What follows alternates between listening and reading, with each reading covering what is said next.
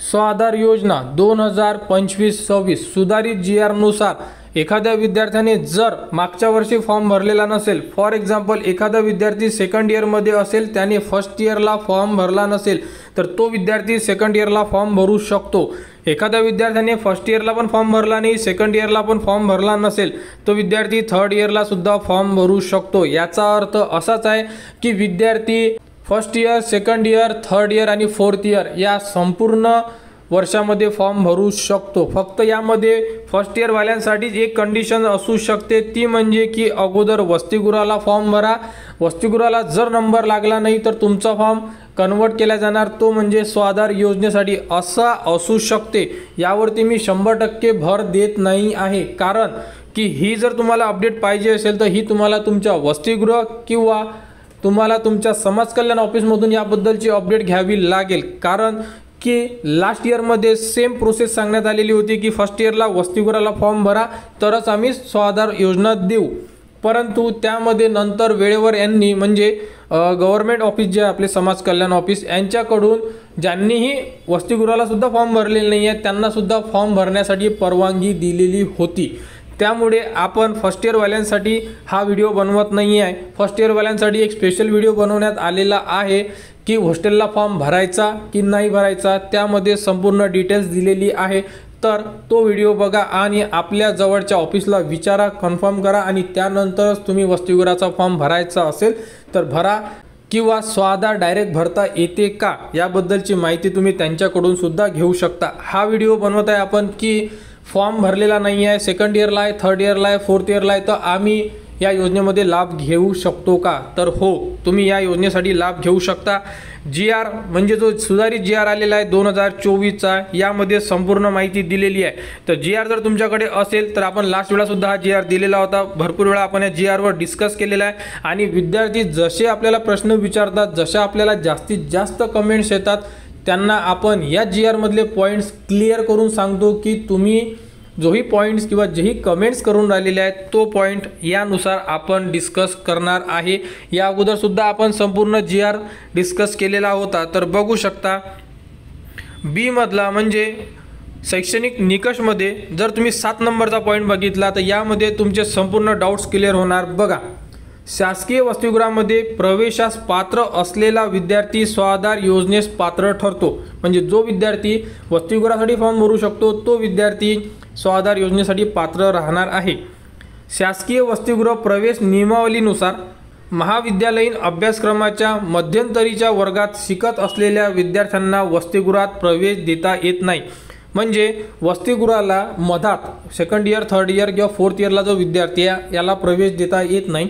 फक्त अभ्यासक्रमाचं प्रथम वर्ष, जसं आपण सांगतो एक तर फर्स्ट इयर किंवा मग DSY या अभ्यासक्रमाला, किंवा मग 11 झालेला आहे किंवा मग फर्स्ट इयर झालेला आहे, अशा प्रकारे जेही अभ्यासक्रम आहे त्यांनाच वसतिगृहासाठी प्रवेश दिला जातो, मधात दिला जात नाही। सेकंड इयर, थर्ड इयरला दिला जात नाही, फक्त फर्स्ट इयर किंवा डायरेक्ट सेकंड इयर किंवा 11 अशा प्रकारे, किंवा डिप्लोमा फर्स्ट इयर अशा प्रकारे जर अभ्यासक्रम असेल तरच वसतिगृहाला प्रवेश दिला जातो।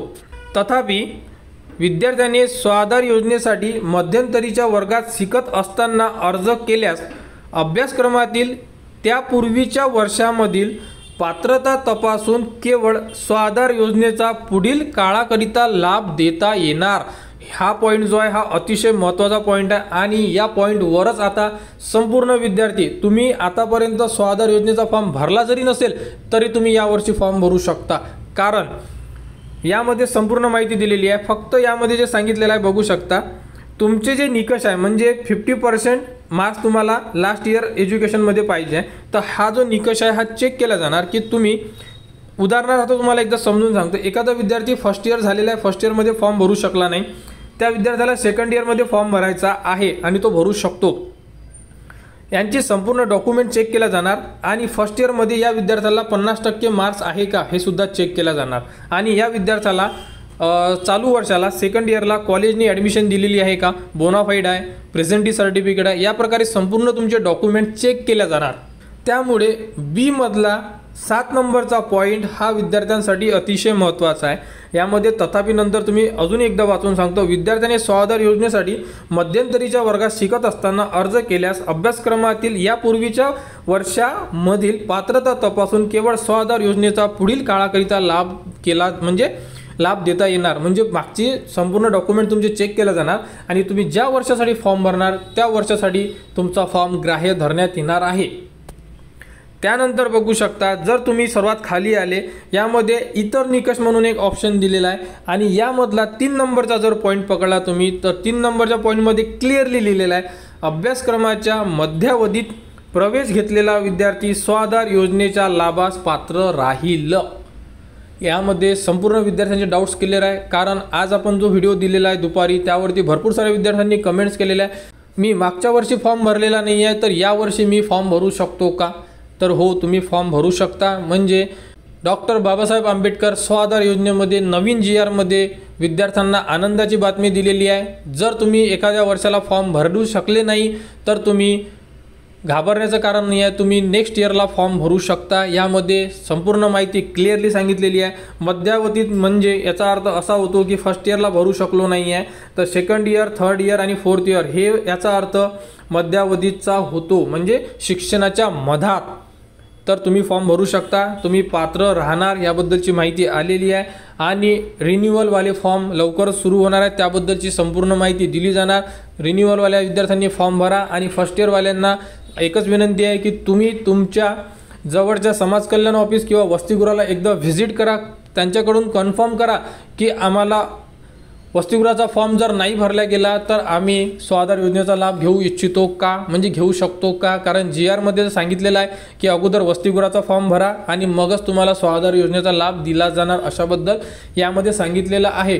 परंतु लास्ट इयरमध्ये थोडं डायरेक्टली फॉर्म सुरू करण्यात आलेले होते वेळेवर, त्यामुळे एकदा कन्फर्म करा आणि त्यानंतरच फॉर्म भरा।